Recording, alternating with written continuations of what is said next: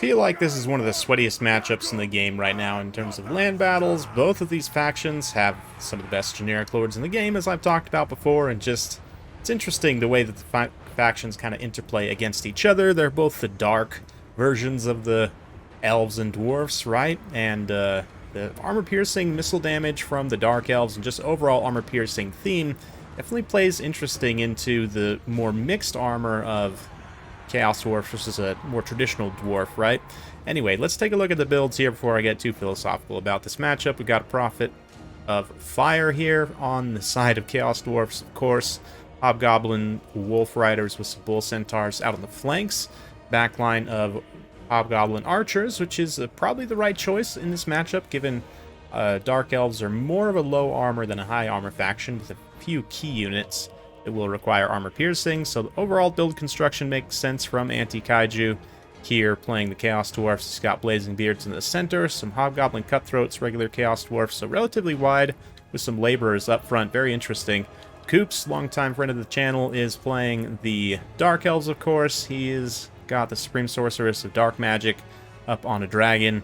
Front line of Bleak Swords with some Black Ark Corsairs, Shades as well. Very good pick in this matchup. I love me some Shades, and Dark Riders with Cold One Knights protecting the flanks, a couple of Bolt Throwers. The Dark Supreme Sorceress, of course, is a good match for the Sorcerer Prophet, and as these frontline engagements get underway, I'm going to talk a little bit more about the comparison between these two after we get some beautiful cinematics of Laborers getting smashed by Sad Swords. One of the best matchups, probably, for a unit like Bleak Swords. Got some shots landing of the Bolt Throwers, of course. But anyway, back to this Lord comparison here, because this is going to be where a lot of the fight happens. Single entity fights 1v1 tend to be very interesting in that if there's a high degree of parity between the two opponents, that is to say, if their stats are pretty close, the outcome will be close to 50-50, basically. I mean, it depends a little bit on the animations and where the engagement takes place, of course. And in regular battles, you will rarely get just a straight 1v1 engagement between two single entities. So that's just not how the game works. I mean, even in this one, right, we've got buffs going off and various things happening. Vial of Hashut, Opal Amulet, we've got Cascading Fire Cloak, so Sorcerer Prophet definitely stacking things heavily on his side. But even then, if his attack animations still miss, right, because of the way the attack and defense rolls in this game work, he'll just lose the entirety of the damage of that attack roll. So it can be very kind of spiky and hit or miss, it feels like sometimes. Like here, the Sorcerer does manage to not get hit by a number of attack animations in a row, which is just quite painful for Anti-Kaiju here. Very advantageous for Coops, though. She is getting hit some. Soul Stealer will kind of help heal that up. And if we check back in on the rest of the battle here, frontline engagement went pretty well for the Dark Elves overall, although it's starting to kind of get a little bit strung out and disjointed, which is largely the, like, goal of Laborers, I guess. Yeah, out on the flanks, Dread Knights just getting eaten up by Bull Centaurs, but holding them in place long enough for the Shades to get their work done through missiles. Both Lords kind of disengage from that fight, wanting to use their breath attacks and spells to try and affect the battle of the lowly peons down below, of course. I mean, I would never call a Bull Centaur a peon to his face, but there you go. I'm up here in the skybox.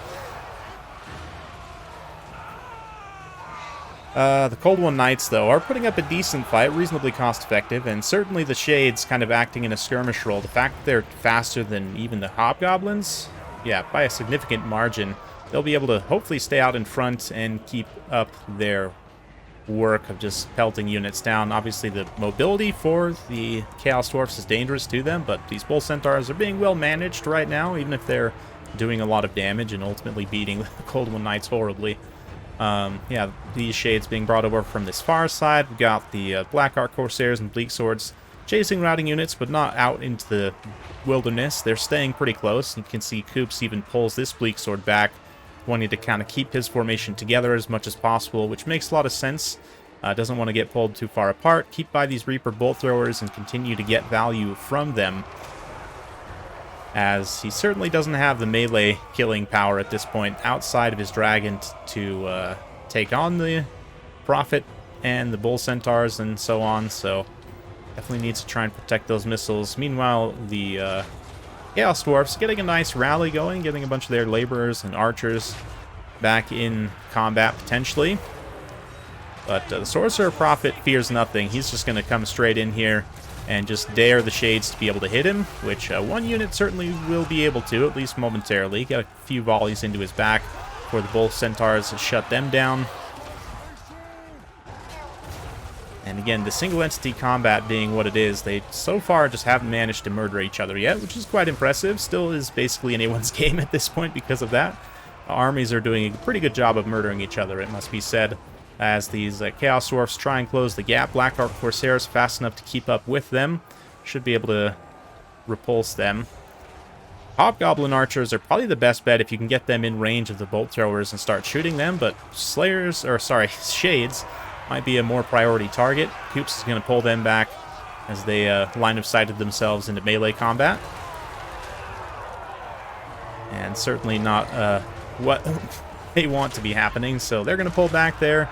Just dare the Hobgoblins to come into range again. The Reaper Bolters, I don't know, they do have low enough ammunition left at this point. I would probably prioritize the Shades as well. Yeah, it looks like the Laborers are able to saturate in. I don't even know if they'll beat the crew, but they're here. So they can at least knock them off their pieces momentarily. Not yet, little elf man. Anyway, Sorcerer Prophet of Fire there. Back up in the air. Same for the Supreme Sorceress. Maybe looking for another breath attack opportunity. But the Bull Centaurs are going to try their best to keep them on the ground. Nope, they're not going to be able to. Also get opened up to some nice volleys from the Shades still in the back line. The few Shades that remain are going to do very nice damage. Once again, get charged into a bloody pulp. As the Supreme Sorceress just nukes the remaining Hobgoblin. But the support for Prophet is starting to get quite low, whereas Koops still has a few units functionally online. I mean, these Shades 42 models still certainly enough to affect that single entity fight, swing it in Koops' favor significantly, but let's see how it goes. He might just win straight up on the dice rolls.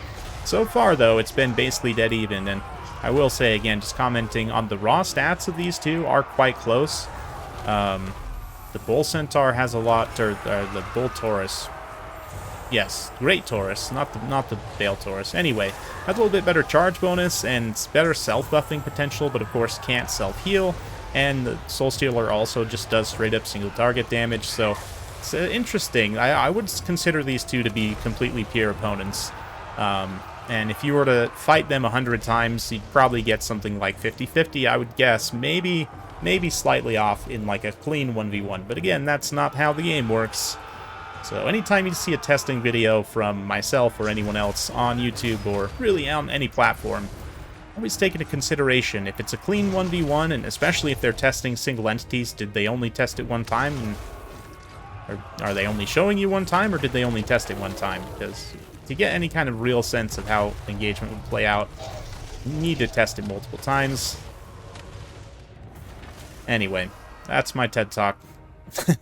Looks like it was a victory for the Dark Elves, and it ended up being the clutch Shades there, swinging that single entity fight in the Dark Elves' favor. Supreme Sorceress also got plenty of damage of her own accord, slightly outpacing the Prophet there, which is kind of just how things will be reflected across most of these builds. It looks like the Bull Centaurs did a fine job as well.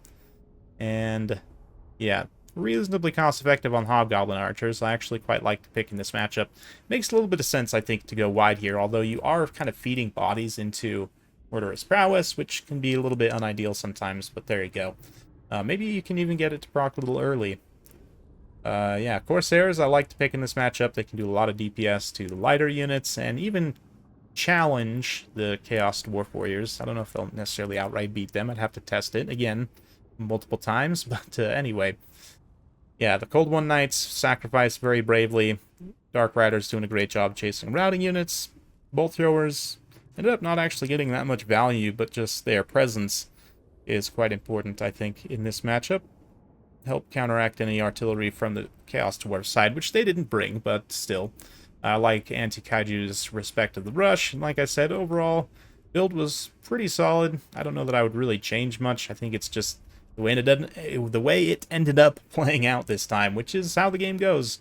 definitely an awesome one. So hopefully you enjoyed this sweaty 1v1. If you did, be sure to like, subscribe, hit that bell notification for more. Definitely will be bringing you continuous Warhammer content for the foreseeable future. So keep it right here. See you next time.